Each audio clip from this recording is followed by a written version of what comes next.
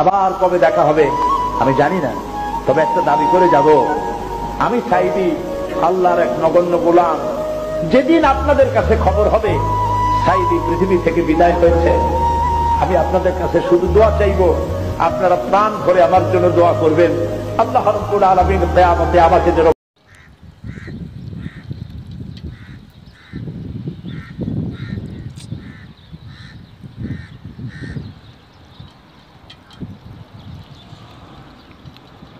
गाड़ी हमारे भी सेफ है।